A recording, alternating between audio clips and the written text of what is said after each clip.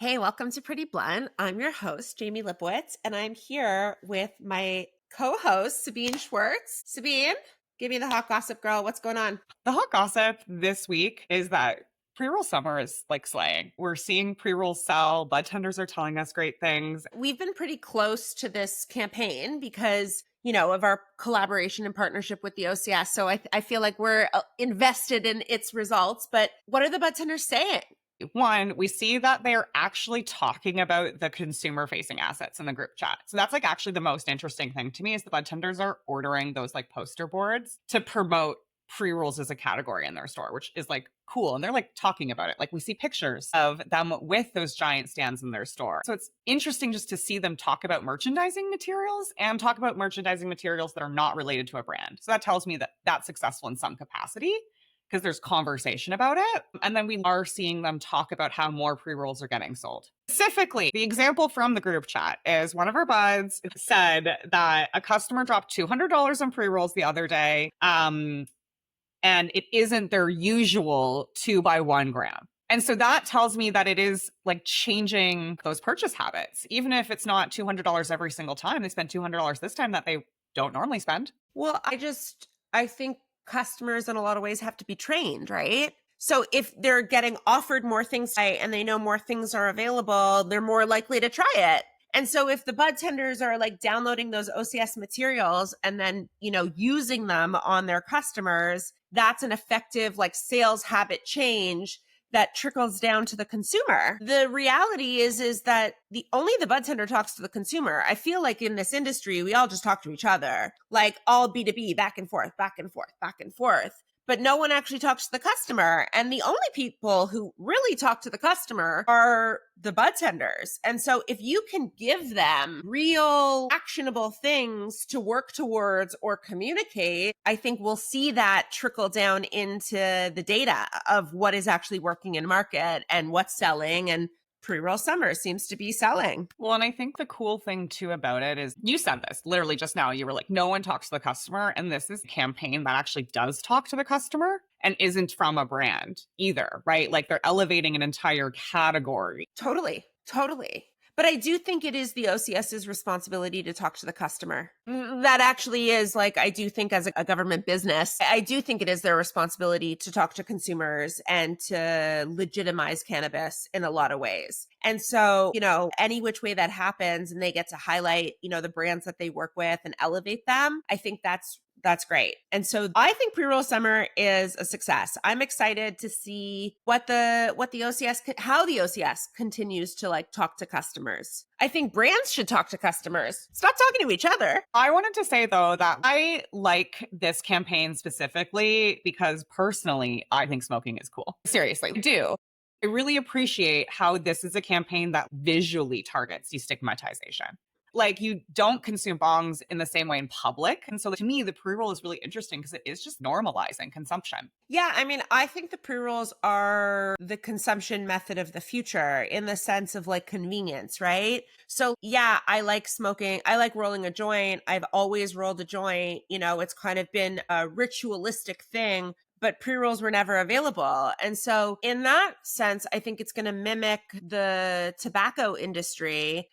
You can buy the, tobacco, roll your own and call it a day and like you're good to go. But most people buy pre-rolled cigarettes. You buy a pack of cigarettes.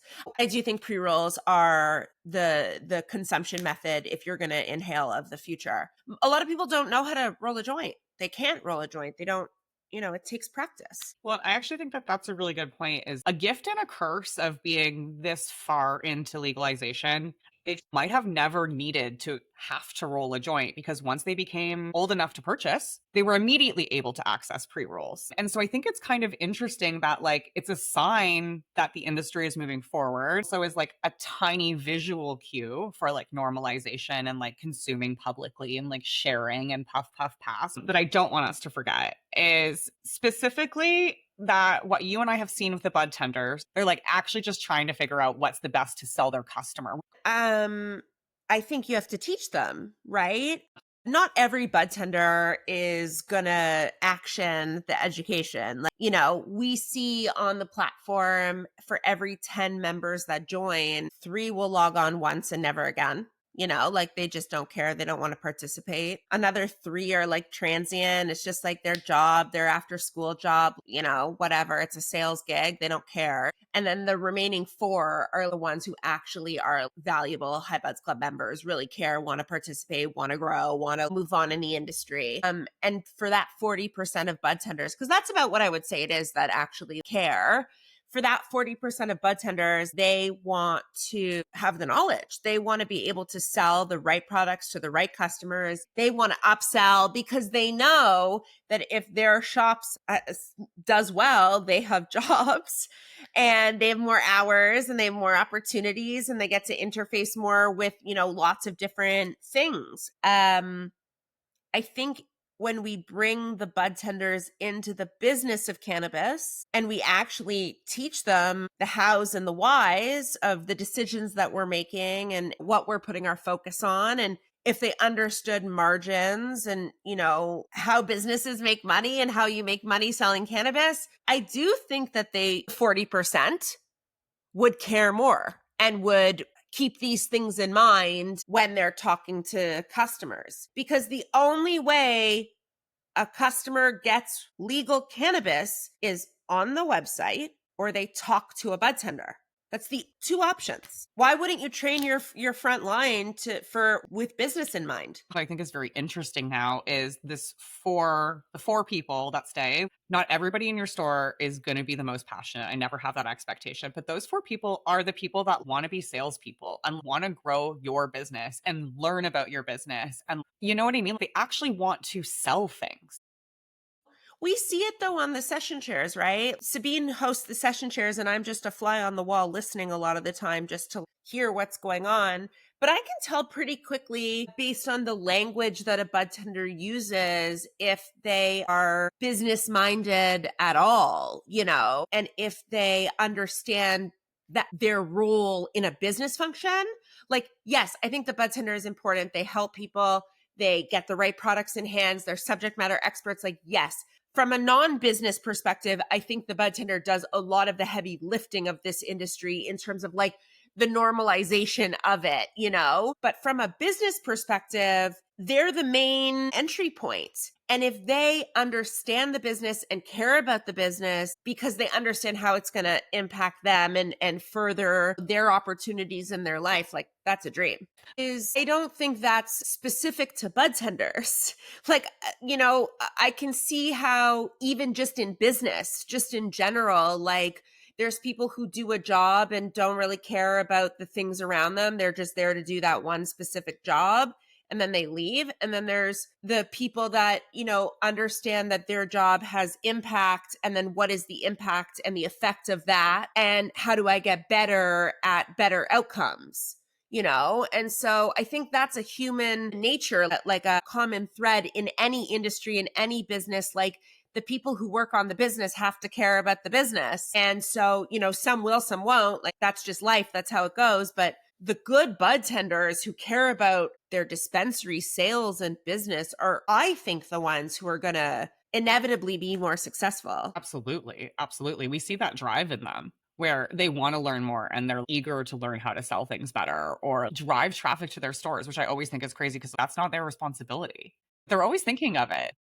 But I mean, that's the piece, right? Like you have to be a part of a team. The dispensary is a business. You posted about it, about getting paid a living wage. And I think that that's a signifier of where we are in the industry is the budtender is almost seen as discounted, which is why it's a minimum wage position. But truly, they are doing a pretty specific skill set. And you're right, it is a sales job. And so a living wage makes sense to just elevate that role and justify it. That just is what it is. I think part of the challenge is that the bud tender is at the very bottom of the supply chain. So, the product from seed to sale has to go through so many pieces and margin here, margin here, margin here, slice, this person, slice, slice.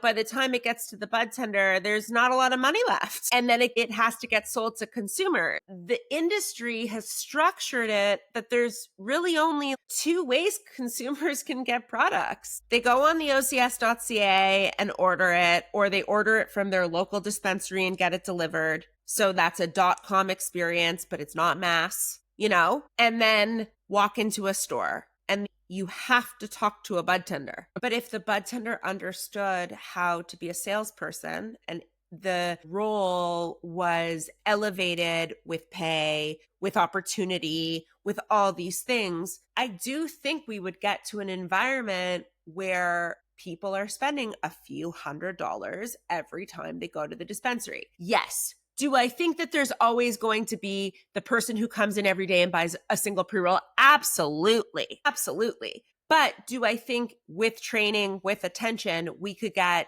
the UPTs up, the units per transactions up in stores? Yes. Do I think we could elevate the edibles category in terms of price per purchase? Yes. Like there's all these things that I think if we paid attention to them and taught the Budtender how to do it, how to bring these things up, do I think we'd start to see gradual results? Yes. But those things, because it's so far down the supply chain, they get missed. The dispensary owners, a lot of them want to charge for shelf space and don't understand retail fundamentals. So they don't train for it across the board. You see a lot of the big box retailers devaluing Budtender education. But here is what I know. Experience matters. When you go in somewhere and you feel taken care of and you feel warm and fuzzy, you spend more money. It's just how it goes, versus when it's so transactional and it's here's the weed, take what you want, bye. Well, I don't care. I'm going to go to the cheapest way to get that thing. If I'm buying a Dior bag, probably not buying it online. I'm going to go to the boutique. I'm going to go to Holt Renfrew. I'm going to go because I'm spending money on it. And I know that the brand is going to give me an experience. You go to these high-end places and they give you an experience. And so no wonder it's a race to the bottom, because it's here's an iPad, here's your options, order. You don't have that high touch, warm and fuzzy feeling. And so consumers don't care about the thing. They don't want to spend the money. They're not incentivized to. I also love a low touch experience personally, where I'm in and I'm out. I think there's a value, a time, a space, a place. But I can honestly see there being a future where there's a level of cannabis service that is seen as aligned with premium retail service, where you have your Nordstrom shopper that you text and make sure that you have all of your stuff set up for your weekend away with your friends. You just tell them that, and your Budtender shopper sets you up. I think that there is this future state where it is really a premium retail personal experience, which is exactly what a drug dealer was. Well, that's right.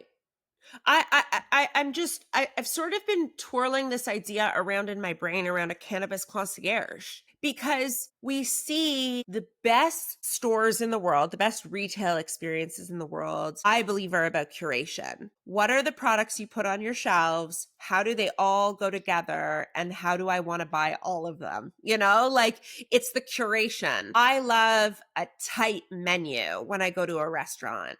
I cannot eat where there's a million things on the menu. You can't be that good if you have a million of them. When there's things on a menu, I'm every one of these things are a banger. And so I wonder if weed is sort of similar. If it is about the curation of the products and the tightest menu, the best brands, and then owning a customer and selling to that customer. I don't know.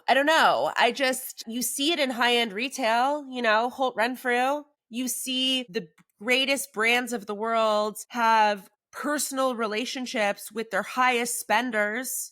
80-20 rule, right? 80% of your business is going to come from 20% of your customers. So, I do wonder if at this stage of the market, if weed is no different. I have a friend, my buddy Chris spends $1,000 a month on weed, a ton of money every month on weed. I do wonder if he had somebody to just say like, this is like tight, not 500 products, it's the ones you want. These are the bangers.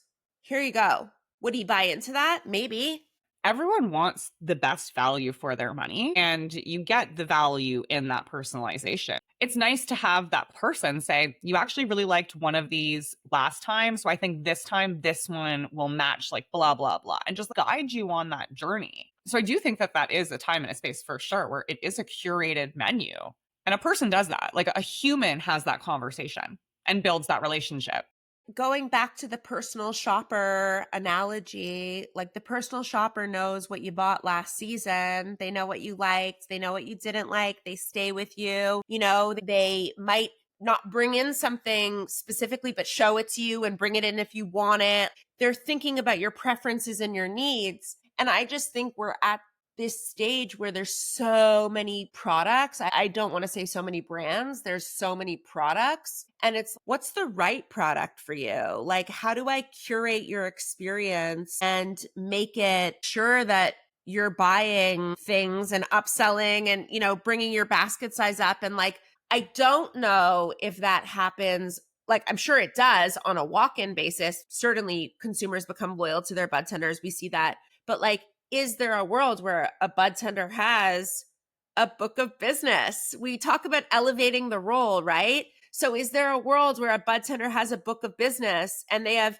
you know, 50 people that they talk to every week and they curate the things for them and make recommendations and call them? And, you know, it is marketing at scale, right? It's the newsletter or the push text notification of a new deal or whatever. But could it be customized to preferences and wants and needs with a personalized experience? Well, and I think that's it. You saying that all actually like really clicked for me too. And it's that proactive approach where that's where the personalization really comes in, where it's like the budtender has that ability to know what your needs are before you know what the needs are, or what's available to you before you know. Right. So I do think that maybe there's this hierarchy or elevation of the budtender where sure, there's going to be a retail store and there's going to need to be sales staff, like absolutely. But is there a world where the budtender elevates and owns a customer and like communicates with them and sells them weed? You know, like it's just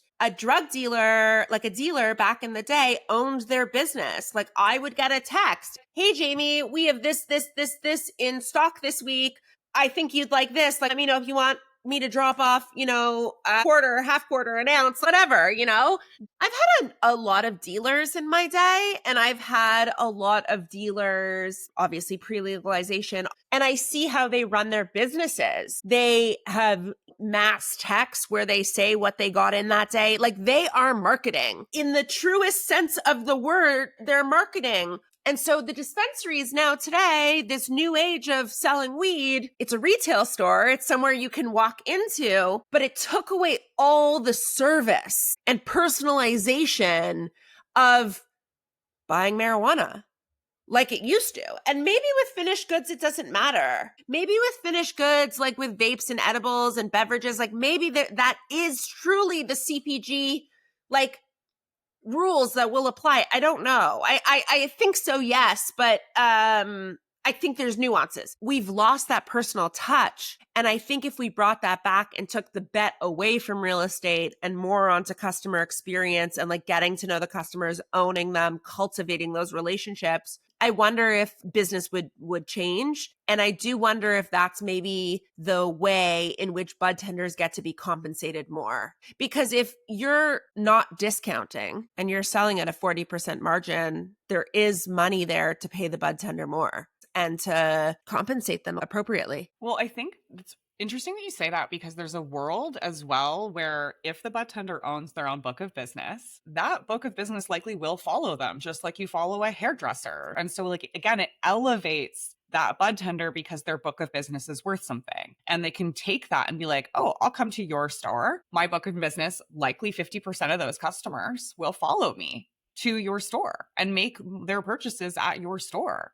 And so like it really gives them a lot of power in that role. Well, that's it. But we have not empowered them. You're not wrong, Jamie. We have not empowered them. We have not empowered them because they're the lowest part on the supply chain. and no one pays attention to them. But they are the most powerful link to customers. And now what happens, we just talk to each other, B2B, sell to you, sell to you, sell to you. And then the retailer is left holding the bag because they're the ones who sell to the consumers. But instead of selling to consumers, they're like, well, I could just do a data deal and sell to the LP. I don't need to invest in my front line. I have so many dreams for the future of retail in this space. And I think the industry is young enough that like we can really mold it. And I think we'll start to see it change. And I think it's going to change quickly. Yeah, I mean, I do think we are seeing things change quickly. You know, it feels like the first few years, these bad habits were like dragged out for long periods of time.